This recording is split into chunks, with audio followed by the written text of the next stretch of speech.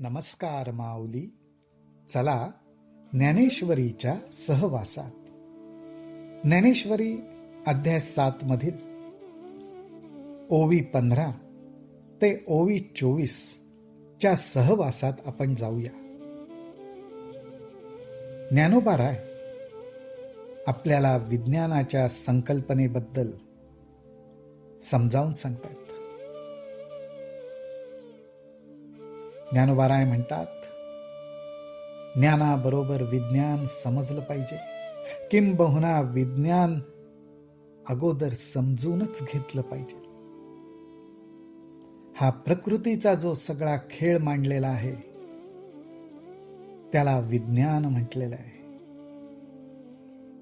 ही प्रकृती आपल्याला आकर्षित करून ठेवते, परंतु ही प्रकृती ज्या आधाराने हा सगळा प्रपंच मांडते तो आत्माराम. त्याचं स्वरूप समजून घेणं हे प्रकृतीच्या साह्याने आपलं प्रथम कर्तव्य आहे. ह्यासाठी हे प्रकृतीचं स्वरूप कसं आहे हे आपल्याला समजलं पाहिजे. ज्याप्रमाणे एखादा खाण्याचा पदार्थ तयार होतो, पण त्या पदार्थामध्ये अनेक वेगवेगळे पदार्थ एकत्र येऊन मिसळलेले असतात.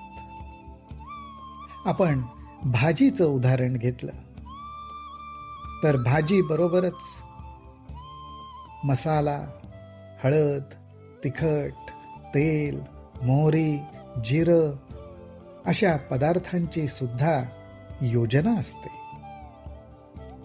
असे एक ना अनेक पदार्थ येऊन मुख्य पदार्थ बनतो. त्याचप्रमाणे प्रकृती सुद्धा अशा अनेक तत्वांनी एकत्रित येऊन बनलेली आहे.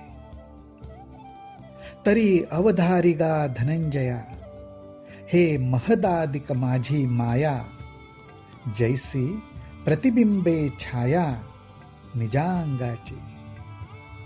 भगवंत म्हणतात, धनंजया आता लक्ष दे. मी तुला विज्ञानाबद्दल सांगतोय, या प्रकृतीबद्दल सांगतोय. तर ही प्रकृती कशी? तर ज्याप्रमाणे आपली स्वतःची सावली पडते, पण ती सावली फक्त प्रतिबिंबित झालेली असते. आपलं मूळ स्वरूप हे वेगळंच असतं. त्याप्रमाणेच हे महदादिक माझी माया, जैसी प्रतिबिंबे छाया निजांगाची. ह्या प्रकृतीला भगवंतांनी मायेचं स्वरूप म्हटलेलं आहे. आणि ही प्रकृती कशी आहे? तर महदादिक म्हणजे महत्तत्व एकत्र येऊन बनलेली आहे. ही महत्तत्व म्हणजे 8 गोष्टी एकत्र आलेल्या आहेत. त्या कुठल्या? तर पंचमहाभूत, पृथ्वी, आप, तेज, वायू, आकाश आणि मन, बुद्धी, अहंकार. असे 8 घटक एकत्र येऊन हा पदार्थ बनलाय. ही प्रकृती निर्माण झालेली आहे. ह्या प्रत्येक घटकाचं आपापलं वैयक्तिक कार्य आहे.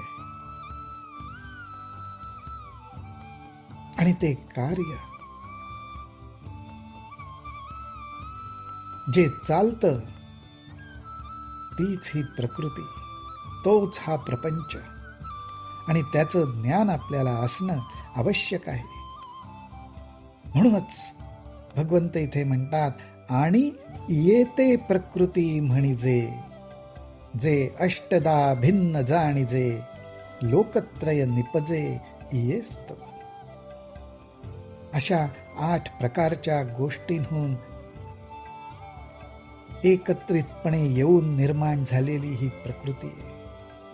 हिला प्रकृती म्हणतात. 8 वेगवेगळ्या गोष्टी एकत्र आल्या आणि त्यापासून हे संपूर्ण लोकत्रय उत्पन्न झालेलं आहे.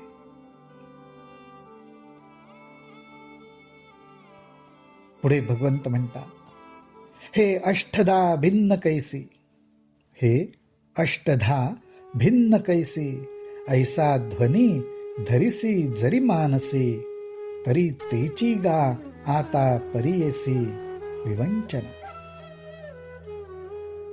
भगवंत अर्जुनाच्या मनातला प्रश्न ओळखतात.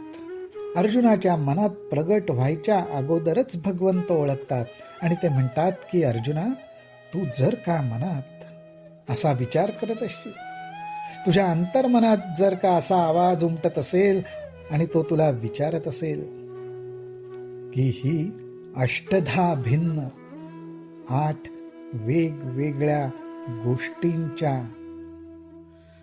सहाय्याने निर्माण झालेली, 8 गोष्टींना एकत्र धारण करून प्रगट झालेली ही प्रकृती कोण आहे, असा जर का तुझ्या अंतर्मनात विचार येत असेल तर ही तुझी जाणण्याची इच्छा मी आता पूर्ण करतो.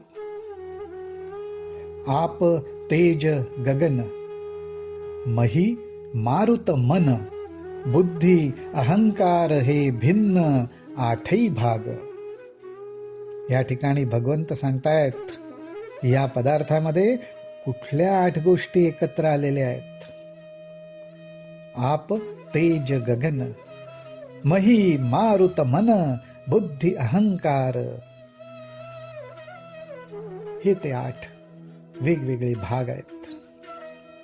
आणि या 8ची जे साम्यावस्था ते माझी परम प्रकृती पार्था, तिये नाम व्यवस्था जीव ऐसी. हे 8 वेगवेगळे घटक आहेत, परंतु ह्या सर्व 8 पदार्थांची जी साम्य अवस्था आहे, म्हणजेच मूळ अवस्था आहे, अर्थात ते प्रगट होण्याच्या अगोदरची जी अवस्था आहे, ते माझी परम प्रकृती.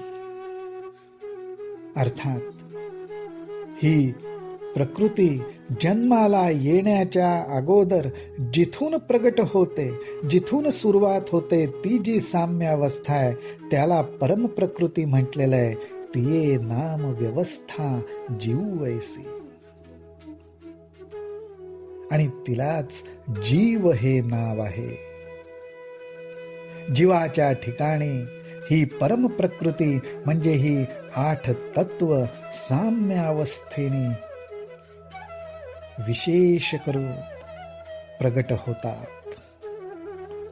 पुढे ज्ञानोबा म्हणतात, ह्या परम प्रकृतीचं सामर्थ्य काय, तर जे जडा ते जीववी, चेतने ते चेतवी, मना करवी मानवी शोक मोह. ह्या परम प्रकृतीमुळे, अर्थात ह्या प्रकृतीची जी शक्ती आहे, त्या शक्तीचं बळ एवढं आहे की ती जड पदार्थाला सुद्धा अस्तित्वात आणते. अचेतन अशा अनेक वस्तू आपल्या अवतीभोवती आहेत, पण त्या वस्तूंचं सुद्धा अस्तित्व आहे. त्या वस्तूंमध्ये सुद्धा जीव आहे, चेतना आहे. कारण का, तर ह्या महत्त्वांच्या घटकांचा सहभाग आहे त्या गोष्टींमध्ये. त्यामुळे त्यांच्यात सुद्धा जीव आहे. जे जडा ते जीववी, चेतने ते चेतवी, मना करवी मानवी शोक मोह. आणि ही चेतनारूपी शक्ती ज्या देहामध्ये राहते, त्या देहाला सुद्धा जी चैतन्य प्राप्त करून देते आणि त्याच्याकडून सुद्धा अनेक कर्म घडवते. नाहीतर हा देह पृथ्वी आप तेज वायू आकाश पंचमहाभूतांपासून बनलेला आहे. मुळातच जड पण ह्यातल्या चेतनेला सुद्धा ती चेतवते, क्रियाशील बनवते. आणि एवढंच नाही तर मना करवी मानवी शोकमोह. ह्या जड देहामध्ये सूक्ष्म असलेलं मन आहे, त्या मनाला सुद्धा शोक मोह असे अनुभव सुद्धा घ्यायला लावते. एवढं ह्या परम प्रकृतीचं सामर्थ्य आहे. ही प्रकृती कशी आहे? ही प्रकृती सूक्ष्म आहे, दिसत नाही. शक्ती रूपाने ती अस्तित्वात आहे. ते सूक्ष्म प्रकृती कोडे. जै स्थूळाची अंगा घडे, तै भूत सृष्टीची पडे टांकसाळ. या ठिकाणी ज्ञानोबारायांनी एक रूपक निवडलंय, टांकसाळेचं. ज्या ठिकाणी आपल्या सुट्ट्या पैशांची नाणी निर्माण होतात, ती टांकसाळ. ज्ञानोबाराय म्हणतात ही सूक्ष्म प्रकृती आहे. सूक्ष्म अशा दृष्टीने की पृथ्वी, आप, तेज असे जे 8 घटक आहेत, त्या घटकांमध्ये त्यांची स्वतःची शक्ती आहे. ती शक्ती सूक्ष्म आहे, पण ती शक्ती जेव्हा एकत्र येते, 8 पदार्थ एकत्र येतात, सृष्टीला जन्म दिला जातो. आणि मग नुसताच सृष्टीला जन्म नाही, तर ह्या सृष्टीमध्ये सर्व भूत सृष्टींची टांकसाळ म्हणजे नाण्याप्रमाणे वेगवेगळे जीव तयार केले जातात, प्रगट होतात. चतुर्विधू ठसा उमटो लागे आपैसा, मोला तरी सरिसा परी थरची आनान. या ठिकाणी चतुर्विधू ठसा म्हटलेला आहे. आपल्या नाण्यांवर ठसा उमटला जातो ना, त्याचप्रमाणे जीवांवरती सुद्धा जो ठसा उमटतो तो 4 प्रकारचा आहे. जारज, अंडज, स्वेदज आणि उद्भिज अशा 4 प्रकारच्या जीवसृष्टीची उत्पत्ती होते. ह्या 4 प्रकारच्या जीवसृष्टीमधून जीवरूपी नाणी निर्माण होतात. नाणी वेगवेगळी दिसतात, कारण ह्या सृष्टी वेगवेगळ्या प्रकारच्या आहेत. परंतु नाणी वेगवेगळी जरी दिसली, परी थरची आनान वेगवेगळी दिसली, तरी सुद्धा त्यांचं मोल सारखंच असतं, कारण त्या सगळ्यांमध्ये जीवतत्व आहे, चैतन्य आहे, ते एकच आहे. आणि अशी ही नाण्यांची जी टांकसाळे, जीवरूपी नाण्यांची, होती 84 लक्ष थरा. येरा मिती नेणिजे भांडारा, भरे आदिशून्याचा गाभारा नाणे आणसी.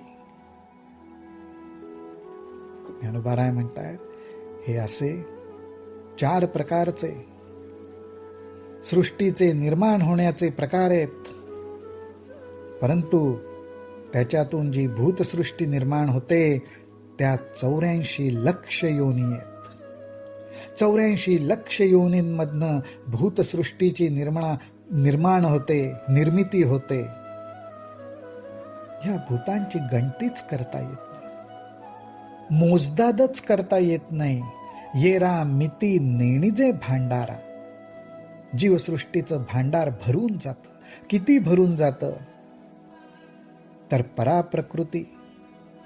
पराप्रकृती ज्या शून्याच्या गाभाऱ्यामध्ये विसावलेली असते, म्हणजेच जे मूळ स्वरूप आदी शून्याचा गाभारा, तिथे जणू ही प्रकृती माता विसावा घेत असते. तिथे ना कुठला जीव असतो ना काही असतं, फक्त मूळ तत्व मूळ स्वरूपातच असतं. पण तो त्या आदी प्रकृतीचा शून्याचा गाभारा ह्या जीवसृष्टीरूपी नाण्यांनी भरून जातो. त्याचा शून्यपणा नाहीसा होतो. हे रूप ज्ञानोबारायांनी इथे मांडलेलं आहे. अशा पद्धतीने विज्ञानाबद्दलची माहिती ते आपल्याला सांगतायत, अर्थात ह्या प्रकृतीबद्दलची माहिती आपल्याला ते देत आहेत. रामकृष्ण हरी, रामकृष्ण हरी, रामकृष्ण हरी.